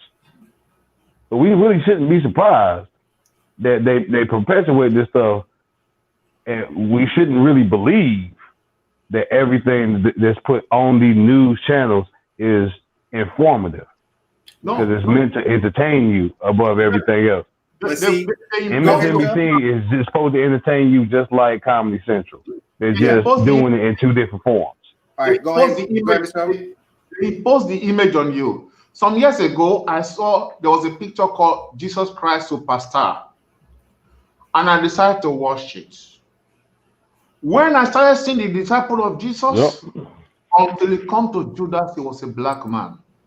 I was pained. That is Hollywood for you. These people are the one that are painting, whereas we know that I was told in the Museum of London is you see how the white man can loot treasures from all foreign land, and still they made Jesus Christ Superstar, and the thief was the only black man. Until today, anywhere in the world where there is a problem of a crime or something is against the law, if there is only one black man there, he will be the first to be suspected. That is how Hollywood, Broadway, etc. That's how they painted us in the world. That is the problem we have. Mm-hmm. Any last closing arguments? Teach, you got anything to add? I would just like to say to seep away. I understand that you have not been feeling well. I hope that you're feeling better. I hope that you're getting all the medication that you need to strengthen your body and build your immune system. I want to say that we have a battle ahead of us, and we have to open our eyes and recognize that we are in a war, an undeclared war, which is a rumor of a war, and we have to strategize. We marched, we prayed, we sang, we did all of that, and I see that this should be the last one. Yeah. Another 57 years, we shouldn't say, oh, we're doing the commemoration because the white folks of this day is just acting like their grandparents of that day or their parents of that day. Yep. We have to look, we have to recognize the beast. We have to be willing to call the beast out. Calling the beast out does not minimize you. It actually graces you with strength. But as long as we are still tied to the beast and we desire the beast to approve us, we have to get rid of that stuff. I always say self-determination, self-identification, self-love. When we as a race embrace these qualities, then we will do everything in our power to preserve it. And that's the place that we have to get. We're not there yet, but we have to get there. Yes. So as a beast, I approve and support her statement. and for me, beast, baby. and for me to close out the show before we go into our final thoughts,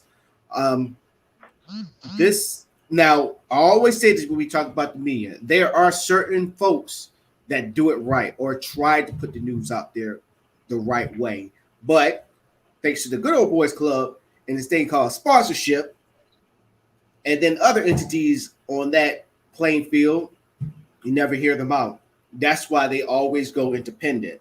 So I'm not saying that everything that you see on YouTube or Facebook is citable sources. I'm not saying that, but you do got people out there that try to report the news right and try to do it their way, other than their old jobs with the big mainstream media. So I want to put it out there to reporters that actually are doing the job, that's actually putting in the work.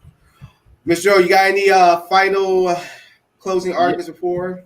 Yes, what our sister Anita mentions, if you will, I want to send a few words to him.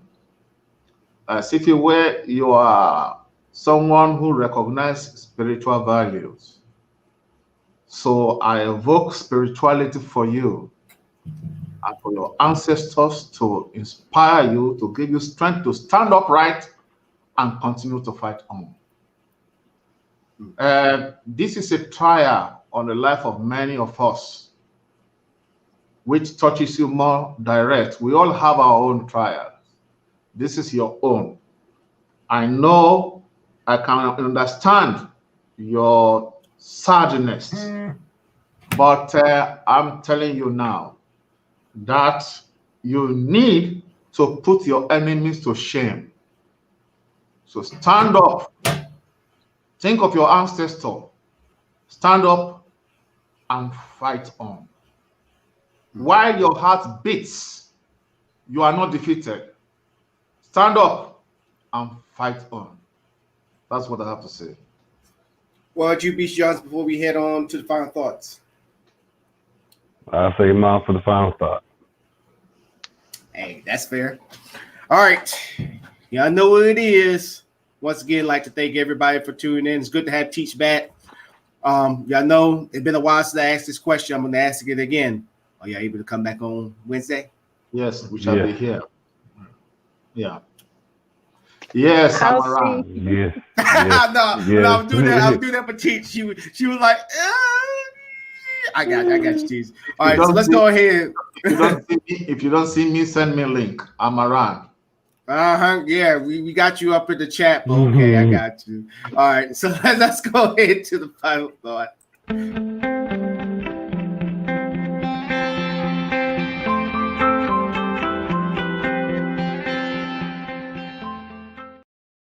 So Seepway, he just put that down there, so I'm gonna let y'all look at that for a little bit. Now I'm gonna jump into my final thoughts. So but here you go. Check that page out. Now, Kevin, thank you for tuning in, dog. Thank you. All right. So my final thought is this. I'm gonna start calling y'all out. Yeah, you. Everybody that's a friend of my Facebook page that want to shoot up some stupid mess that I just did. I wish Seepway was actually on the show. I actually tried to invite this dude on the show that I, deployed with when he said this stupid and dumb comment. But that should be a lesson to each and every one of y'all. I don't want y'all to come back and say, Morris, why you got to call me out on your show and whoop-de-whoop. If you're willing to say some dumb shit, I give you the platform and opportunity to explain yourself. These panel members, including myself, may not see eye to eye on a lot of things, but I promise you, we always meet in the middle of the road, and we always will have each other's back. You may think that we look at the opposite side of the spectrum too much, and then you realize we got more in common than you think. But when you say some dumb mess, definitely if it deals with my panel members, I'm going to call you out. And I say this, not only just for me and for my panel members, but also for anybody that watched this show. If you feel that somebody says something that's borderline stupid, dumb, that deals with what's going on in America right now, that you feel not only just offended, but that they put their foot in their mouths, send it to me. I will extend the invitation for them to explain themselves. And if they don't, we're going to make them famous. Well, I'm going to make them famous. Because right now, words and opinions and statements are becoming dangerous because of little kids who can't even comprehend, still trying to understand this world, and they see something like that, they're going to believe it. The impressionable minds. This world is forgetting that. It's not always about political correctness and incorrectness. It's all about those impressionable minds that's going to take that information and they're going to run with it. That's why you got what's going on in America right now. Those impressionable minds that probably never sat with a black person before, but they're going by what their uncle was telling them about black folks. How they dirty people, they got no sense, they don't like to stay with their wives, and they have kids, they're Rolling Stones and all that stuff. But this is why I'm gonna call each and every one of y'all out on my Facebook. I'm passing notice. If I see something stupid and dumb, first I'm gonna give you the invitation. You don't accept my invitation, I'm gonna put it on this show. I'm gonna make your ass famous. Y'all been doing it to our people for a long fucking time. And I don't give a damn. Like, I've never made fun of black people, but your ancestors did. And they never asked for it. But guess what? You push dumb shit up like that, you're asking for it. And I'm here to grant you your wish. Call me the wish master. The new segment is going to be taking your foot out your mouth. And that is my final thought. Well, I'm gonna tag in with him and kind of correlate with mine. So you want to be a racist, huh? If you feel truly strong and passionate about something, and you're willing to express it in a public forum, and you know individuals will not favor or particularly like that opinion or thought, and you're not willing to engage in a physical means of defense for said opinion or thought, shut your fucking mouth. And for all those that think I'm using too many big words, if you ain't big enough to walk it, bitch, don't talk it. That a little simpler for you? Because we tired of just being civil. Time to get into some gangster shit. We've been gentle far too long. And our gentle nature got you thinking that we weak. Ain't shit weak about us. You fucking know it. And to quote Birdman, y'all gonna put some fucking respect on our names. So as far as police brutality, all the shit that we out here marching for, we not asking is we done. We not asking is we finished. We telling you we done. We telling you we finished.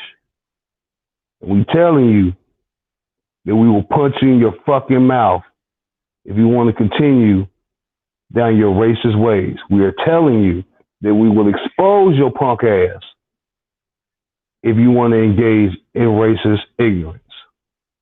So if you don't want to get in a fight, if you don't want to get embarrassed, if you don't want to potentially lose your life or your means of financial stability, keep it to yourself.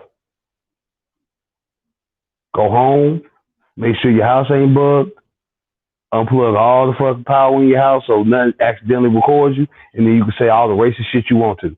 But until then, shut your mouth and keep your head down. Because we're tired of it. And we're just going to start airing every last one of y'all out. This is your final and last formal warning. Have a good evening.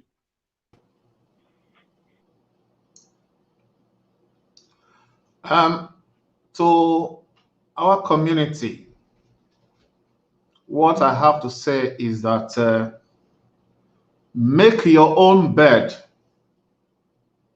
create your own dreams, and when you wake up, you work for your dreams. Do not create your dreams on a bed made by another. Do not dream the dream created by another on your bed. No. Decide your destiny. When you wake up, then work towards your dreams. Those guys out there, the politicians, they never lose. They always in millions. They always live in millions. And they only know you when they want your vote.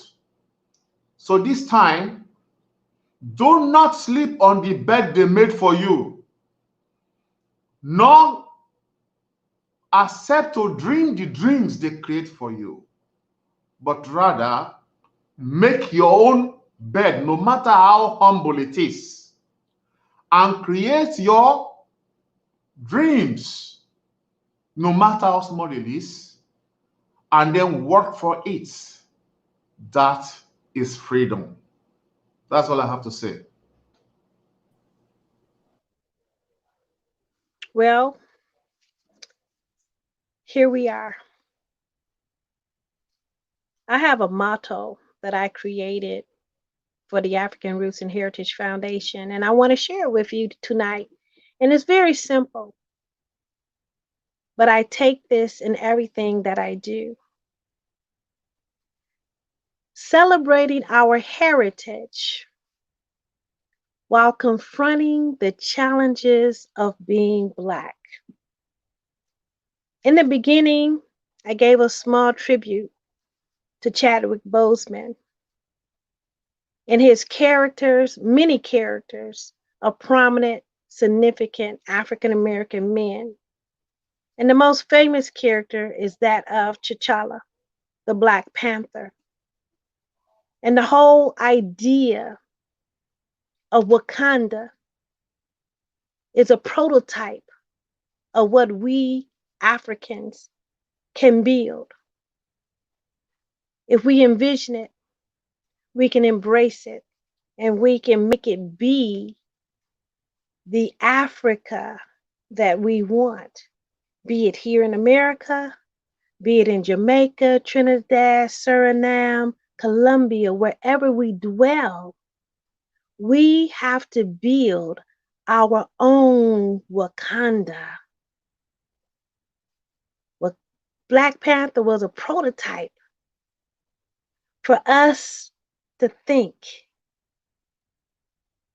of all the limitless possibilities. Wakanda forever. Wakanda forever. Wakanda forever. Good night.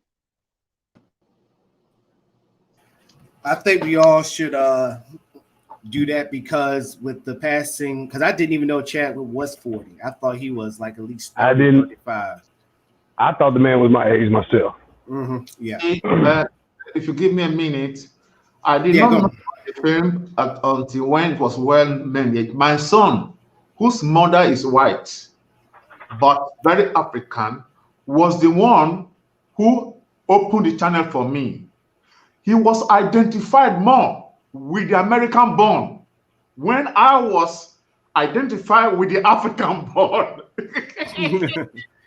So, Everything the American born did, my son was hailing him. You see, and and the American born is a mixed race like my son, but my son is identified with Africa and the Black cause. And he was in praise. He said every time the Black people hit, my son will hail him, and I will always go for what the African born was saying. Thanks, sir. First of all, before we head on out, two things I want to do. First of all, let's wish McCary a happy birthday one more time. Keith, happy birthday, man. Happy birthday, Kim. Happy birthday. Happy birthday. He turned 21 again today, y'all. And then also many blessings. Let's do this one for the memory of Chadwick. So, ladies and gentlemen, on the count of 3, we're gonna do Wakanda forever. Okay. 1, 2, 3. Wakanda forever. Thank you for the memories and showing us what Africa and Black power looks like. Yeah. Ladies and gentlemen, that would do it for us. Yes. That would do it for us. On behalf of me, the host, Donnell Lamonte Morris, happy to have Anita Joe, aka Teach. Hopefully she's in on Wednesday. Then we got Beast Johnson, and then we got Mr. O. Thank y'all for tuning in to another great episode. Once again, our sponsor, realcheddarboypopcorn.com. Hopefully we can have Mr. Jones back on the show. He's been wanting to come back on the show, but then unfortunate things happen. So once again, realcheddarboypopcorn.com with 12 different flavors.